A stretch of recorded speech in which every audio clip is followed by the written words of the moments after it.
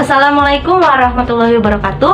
Izin memperkenalkan diri, nama saya Laura Natasha dari kelas 12 IPA 5 asal Sekolah SMA Negeri 3 Purwakarta.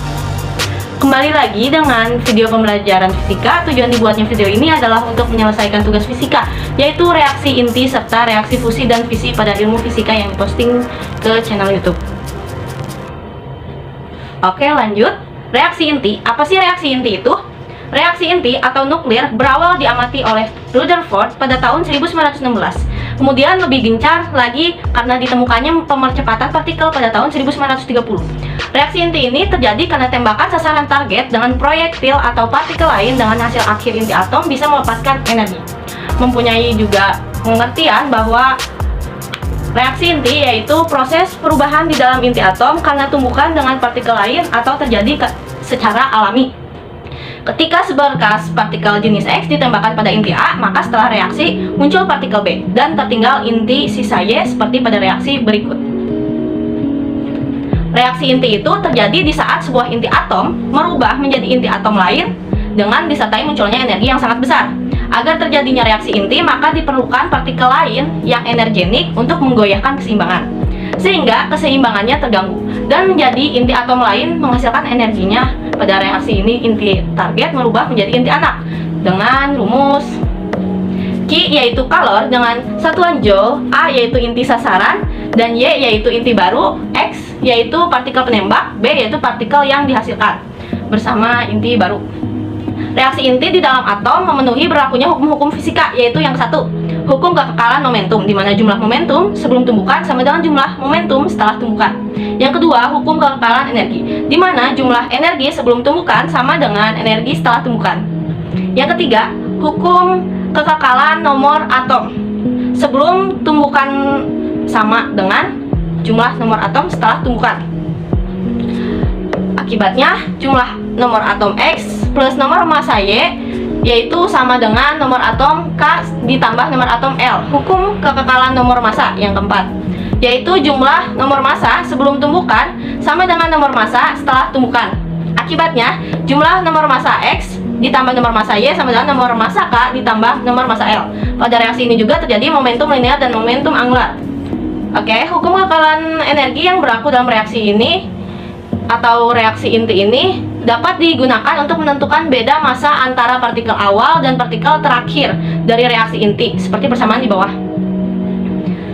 Jika Q sama dengan beda energi kinetik antara partikel awal dan akhir, yaitu Q sama dengan KY ditambah KY min KX, maka rumusnya seperti berikut. Reaksi inti dapat dibedakan menjadi dua macam, yaitu reaksi fisi dan reaksi fusi. Reaksi fisi terjadi ketika inti berat terbelah menjadi dua inti ringan sehingga terjadi pembebasan energi yang besar.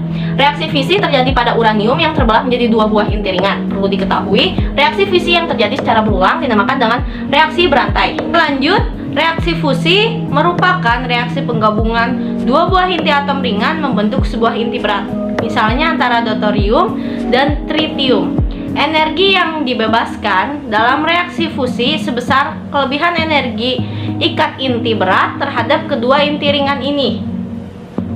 Reaksi fusi dan fisi sangat umum dipakai untuk pembuatan senjata pemusnah.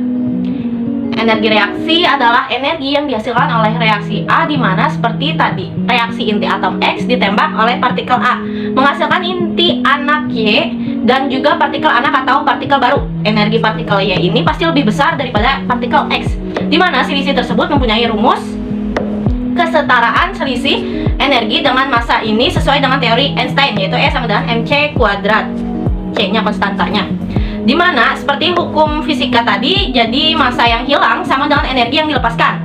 Dan jika energi bernilai positif, maka reaksi ini disebut reaksi eksotermik atau Q lebih dari 0, Y1 dan seterusnya. Pada reaksi ini dibebaskan energi dalam wujud energi kinetik inti yang baru, Y maupun partikel baru tadi dengan lambang B. Dan jika Q-nya negatif atau kurang dari 0, dinamakan reaksi endotermik. Maka bisa disimpulkan, reaksi endotermik bisa berlangsung reaksi inti diperlukan energi dari luar. Pada reaksi endotermik, partikel yang datang harus memiliki energi kinetik tertentu, yaitu energi kinetiknya minimum atau disebut energi ambang. besarnya energi ambang memiliki rumus selisih energi sesuai dengan rumus E sama dengan mc kuadrat atau sebut ketetapan Einstein yang tadi. Oke, kita lanjut ke reaktor fusi dan fisi.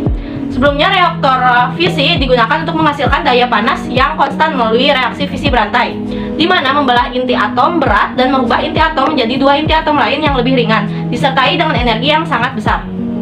Massa yang hilang diubah menjadi energi setara dengan perubahan massanya dikalikan C kuadrat. Dan untuk massanya, contoh reaksi fisi yaitu pada bom atom, juga terjadi pada uranium seperti di gambar. Untuk catatan, dalam reaksi fisik yang terjadi akan dihasilkan energi atau Q kira-kira 234 mega elektron volt atau MeV.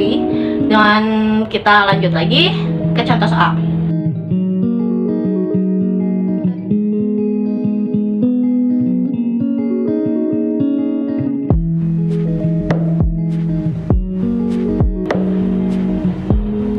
Ketika uranium mengalami fisi, maka uramen atau inti anak memiliki massa sekitar 118. Kemungkinan yang terbesar yaitu pecah menjadi fragmen-fragmen yang massanya agak sama. Jadi uranium 235 dibagi 2 ditambah 1 neutron sama dengan rata-rata sekitar 118. Justru sedikit yang 118 pada reaksi fisi ini yang terjadi di uranium. Kebanyakan adalah pecah menjadi fragmen yang sama pada angka 95 dan 137. Yang kemudian menjadi energi kripton dan barium. Di sini juga terdapat proses induksi. Sebagai penambah pengetahuan penonton juga, reaktor nuklir terkendali ada di gambar. Di tabung ini menghasilkan energi yang bersih. Reaktor fusi digunakan untuk mengubah energi pada reaksi fusi menjadi energi panas atau listrik. Sistem reaktor fusi terdiri atas bagian plasma teras, selimut, bejana vakum, magnet superkonduktor, dan sebagainya. Reaksi fusi berawal dari dua inti atom ringan menjadi lebih berat, seperti deuterium dan tritium, digabungkan atau disebut reaksi fusi menjadi helium.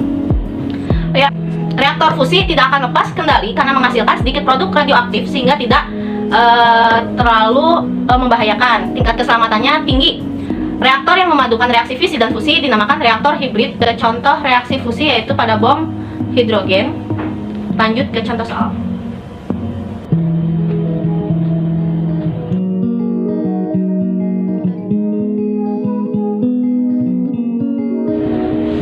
Oke, sekian dan terima kasih. Kurang lebihnya mohon maaf.